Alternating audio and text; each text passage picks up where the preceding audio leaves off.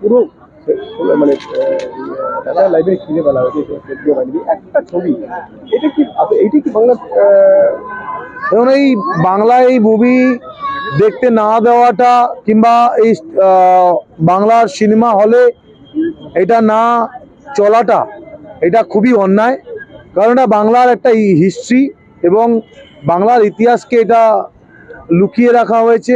সেটা বাংলার মানুষ যত এই ইতিহাসটা জেনে যাবে যে তারা কিভাবে নির্মমভাবে অত্যাচার করেছিল, সেটা যাতে মানুষজন না দেখে নেয়, সেটা আগামী দিনে বাংলা সেটাই হতে চলেছে। না বিষয় হচ্ছে যে কেন্দ্রীয় বাহিনী দিয়ে কখনো সিআরপিএফ দেখুন, সিকিউরিটি ভেরি ভেরি ইম্পর্টেন্ট। এখানে বাংলাতে এমনি সেফ নয়, তো সেই কারণে এত সিকিউরিটি, এত নিরাপত্তা। কারণ এখানে বাংলার এই শাসক দলকে আমাদের একদম ভরসা নেই। কিন্তু কোনো জায়গায় এই পুরো অপ্রীতিকর ঘটনা পুরো রাজ্যে এখানে এত নিরাপত্তা কেন, এই বিষয়টা এই জায়গা? বিকজ পশ্চিম ইন্ডিয়ার সমস্ত জায়গায় এই মুভি রিলিজ হয়েছে, শুধু বাংলায় এই মুভি রিলিজ করতে দেয়নি, কারণ বেঙ্গল ফাইলস নামটা দেওয়া হয়েছে। কি ভয় পেয়েছে? দিদি ভয় পেয়েছে, এই কারণে চলতে দেয়নি।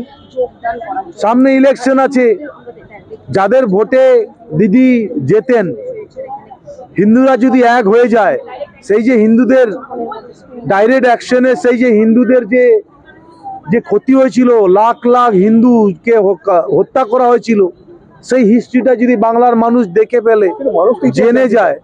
দেখুন, অনেক মানুষ এখনো এই বেঙ্গল ফাইলস কেন বাংলার ইতিহাসকে জানে না, কারণ বাংলার ইতিহাসকে ভুলিয়ে দেওয়ার চেষ্টা করেছে। বাংলার ইতিহাস আমরা অনেকেই জানি। ঠিক আছে, চলো।